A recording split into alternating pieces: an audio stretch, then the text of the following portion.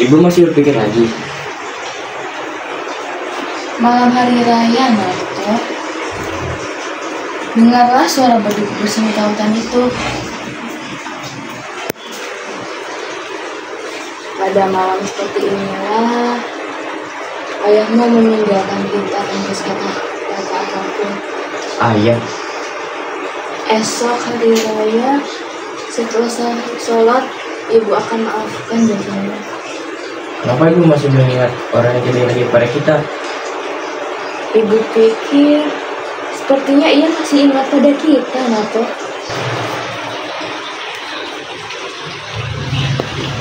Mintarsi kemana, Bu?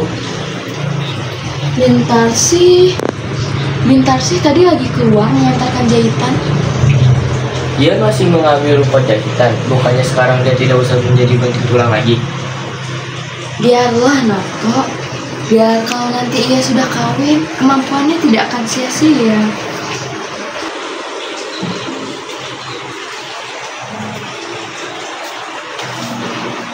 Sebenarnya ibu mau bilang kan kalau penghasilanku untuk makan kita sekeluarga tidak cukup. Terus bagaimana dengan lamaran itu, Bu? Bintarsi nampaknya belum ingin menikah. Tetapi pihak orang tua dari lelaki terus mendesak ibu, Nato. Apa salahnya, Bu? Uang mereka banyak. Uang, Nato. Maaf, Bu. Aku tidak bermaksud untuk membela itu sendiri. Ayahmu dulu itu seorang hartawan, memiliki tanah dan kekayaan yang sangat banyak. Mewah waktu kami kawin dulu. Tetapi bagaikan toko yang dibencangkan oleh angin, buahnya gugur begitu saja. Itu semua karena uang, Nato. Ibu tidak mau terkena dua kali. Apalagi untuk Mintarsi.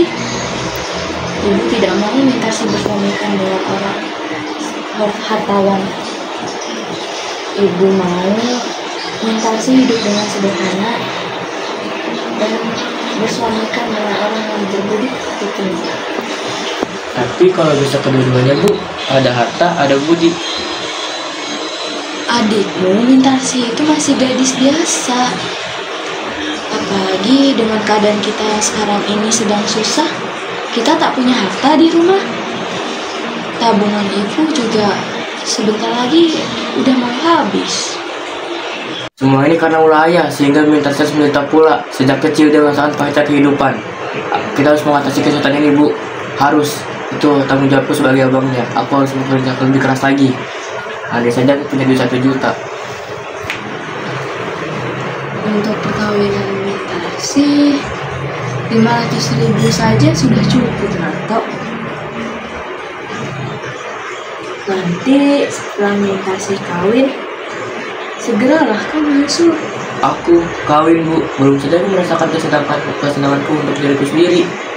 Sebelum saudara-saudaraku senang dan ibu ikut mengucap kebahagiaan atas hasil jerih payahku. Saat malam hari raya itu, ibu hanya bisa memeluk kalian, anakku. Hilang akal ibu sudah. Sudahlah, Bu. Buat apa mengulang kaji lama? Assalamualaikum. Waalaikumsalam. Pak.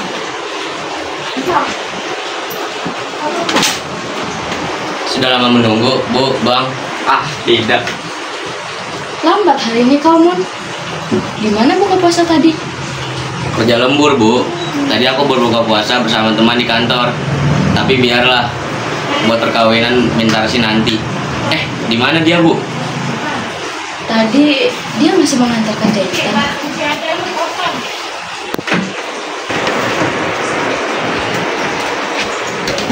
Bang, ada kabar aneh nih.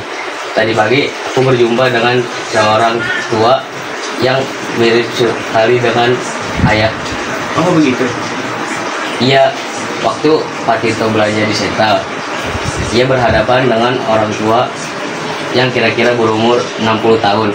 Ia kaget juga karena orang tersebut saya pernah yang ia kenalinya. Katanya orang tua itu mirip sekali dengan Raden Saleh. Tapi kemudian ia menyingkirkan diri lalu menghilang dari kerumunan orang banyak. Tidak mungkin dia di sini. Ibu kira ia sudah meninggal atau keluar negeri. Soalnya udah 20 tahun semenjak ia meninggalkan kita pada malam hari raya seperti ini. Ada orang mengatakan dia ada di Singapura, Bu. Nah, itu kan 10 tahun yang lalu.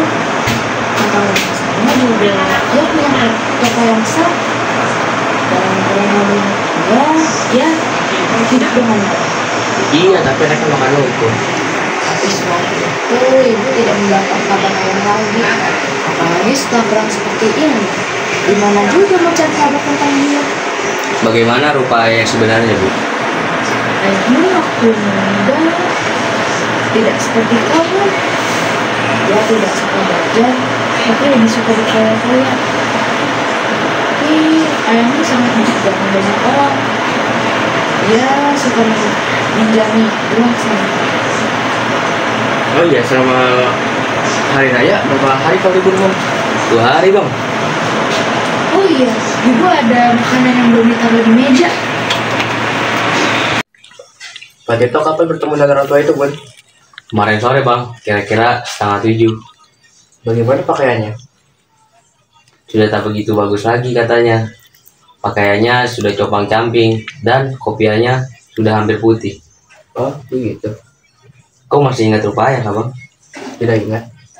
Semestinya abang ingat karena waktu itu umur abang sudah 8 tahun.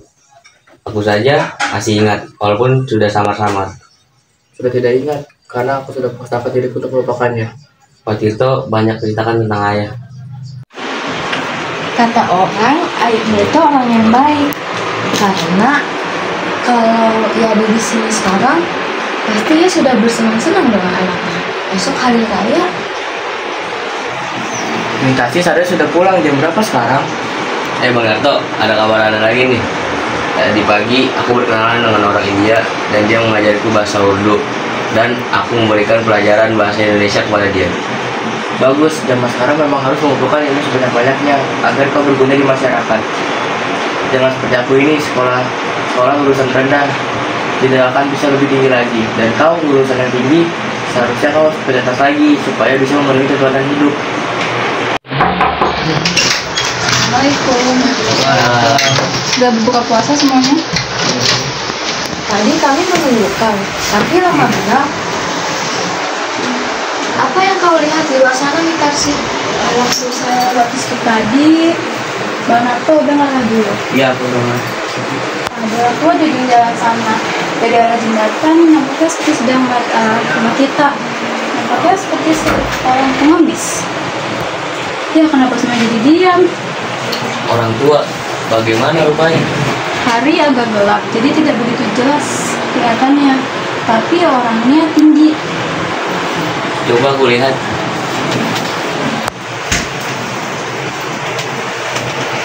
Apa itu, Bang?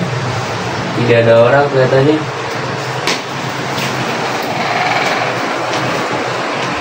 Malam hari raya seperti itu saat ia berlalu, mungkin Bu, lupakan saja orang yang sudah berlalu itu.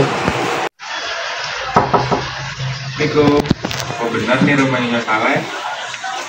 astagfirullah, itu seperti suara ayahmu, Nak. Tina? Oh benar kau Tina? Saleh, apa benar kau Saleh? Enggak, sudah banyak berubah. Iya benar aku Saleh. Semenjak 20 tahun pernikahan itu merubah wajahku. Apa boleh aku duduk? Itu, silahkan.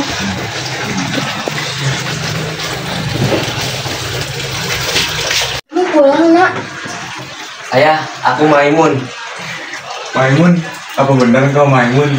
Dulu waktu aku tinggal, kau masih kecil sekali Maimun. Nona ini siapa nih? Saya minta sih, Ayah. Ya, aku mendengar dari kejauhan bahwa aku memiliki seorang anak, yaitu seorang putri. Kau cantik sekali, Mintasi seperti ibumu di masa muda. Tak tahu apa yang harus kulakukan saat ini. Aku bingung harus bicara dari mana. Ini anak-anak sudah besar. Aku kira inilah bahagia yang paling besar. Ya, rupanya anak-anak juga bisa besar walaupun tidak banyak. Mereka sudah menjadi orang pandai sekarang. Winarto bekerja di perusahaan tenun. Maimun tak pernah bolos sekolah dan selalu lolos ujian. Kini mereka semua sudah punya penghasilan sendiri. Dan Mintasi, ia membantuku menjahit.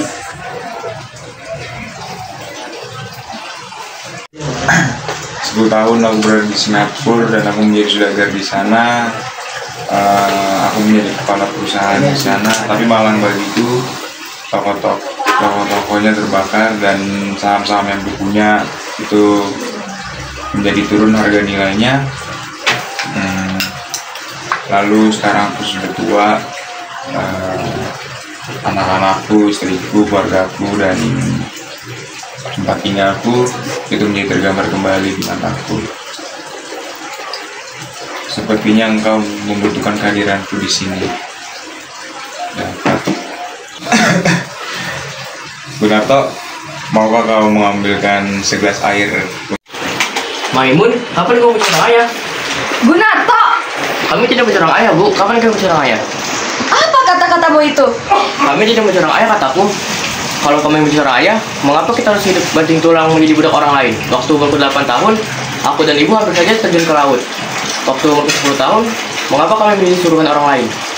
Kalau kami menyerang ayah, hidup kita tidak akan melarat. Lupakah kamu, Maimun, saat kamu sekolah dasar dulu, kamu tidak bisa memberi kelereng seperti kawan-kawanmu dulu, dan bajumu robek sana sini. Tapi Bang Narto, ibu saya juga sudah memaafkannya. Kenapa kita tidak? Aku pernah menangis di pangkuannya karena lapar, sedih, dan penyakitan. Lalu ibu pernah bilang bahwa ini semua karena ulah ayah, karena kesalahan ayah. Tapi kalau ayah tidak meninggalkan kita, kemungkinan kita tidak akan menjadi seorang babu dan budak orang lain. Dan ibu menjadi babu pencuci pakaian orang lain. Tapi aku akan berusaha keras untuk memberi makan keluarga ini. Aku membuktikan kepada dunia bahwa aku bisa membuat keluarga ini menjadi lebih baik. Ya, orang yang meninggalkan aku dan istrinya dengan keadaan kesengsaraan, tapi aku sanggup menjadi orang yang berharga. Walaupun aku tidak mendapatkan kasih sayang seperti orang lain. Waktu umurku 18 tahun, yang kuingat hanyalah seorang ayah yang sesat yang lari bersama perempuan asing yang membawanya ke lembah pendurjanaan. Dan dia meninggalkan hutang-hutangnya yang banyak dan sangat melimpah itu kepada kita, sehingga buku tabunganku yang disimpan oleh ibu dibawanya oleh dia. Kalau aku berbicara ayah, mungkin itu musuh terbesarku. Tapi Bang, lihat ayah sudah seperti ini sekarang. Ia sudah tua, Bang Narto. Maimun, masih saja kau sebut ayah kepada orang tidak berarti ini hanya karena ia datang ke rumah kita dan mengaku bahwa dirinya ayah. Lalu kau menganggapnya ayah. Coba kau perhatikan baik-baik. Apakah kau benar-benar berhadapan dengan ayah? Bang Narto, kita adalah darah dagingnya. Bagaimanapun buruknya kelakuan ia, kita tetap anaknya yang harus merawatnya. Jadi, ini kewajiban kita untuk merawat dia. Setelah ia melepaskan hawa nafsunya di mana-mana dan dia meninggalkan kita, apakah kita harus masih bisa merawatnya? Enak saja. Gunarto, sampai hati benar kau berkata seperti itu pada ayahmu, ayah kandungmu. Ayah kandung? Gunarto dulu memang punya ayah kandung, tapi sudah meninggal 20 tahun yang lalu. Gunarto sekarang terbentuk oleh Gunarto sendiri dan tidak berhutang budi kepada siapapun di dunia ini. Gunarto hidup sendiri, Bu. Aku yang berdosa kala itu, dan mengapa hari ini aku datang ke sini untuk memperbaiki segala kesalahanku dan segala dosaku.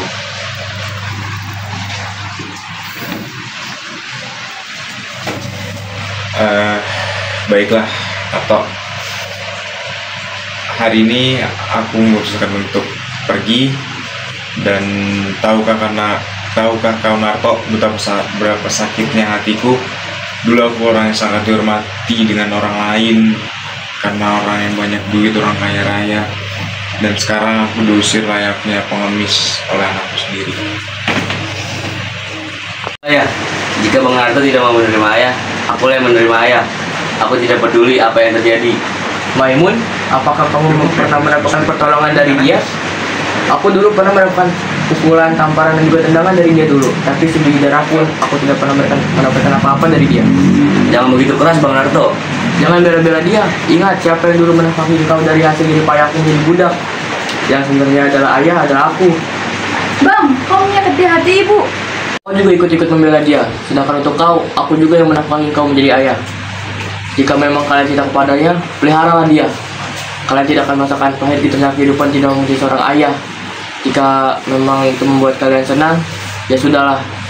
Jangan sampai kalian menderita sepertiku ini. Aku mengerti bagiku tidak ada jalan yang terbaik untuk kembali. Maka sebaiknya aku pergi dari sini.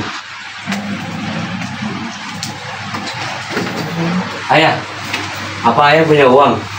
Ayah sudah makan? Kemana ayah akan pergi sekarang? Lebih jalan atau dalam sungai. Sekarang aku hanya seorang pengemis. Seharusnya aku mau datang ke rumah ini lagi. Dan sekarang sudah lebih tua.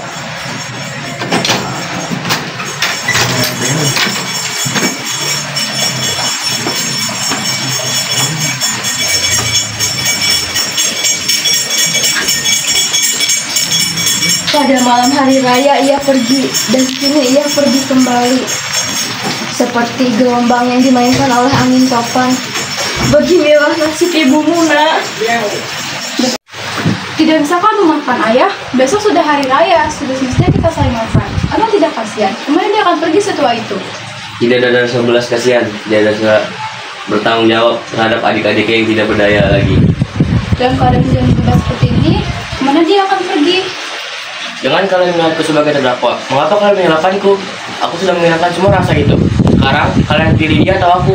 Tidak, aku akan panggil kembali ayahku pulang. Aku tidak peduli apa yang abang lakukan. Kalau perlu, bunuh saja aku. Jika abang mau, aku akan panggil kembali ayahku. Ayahku pulang, ayahku mesti pulang.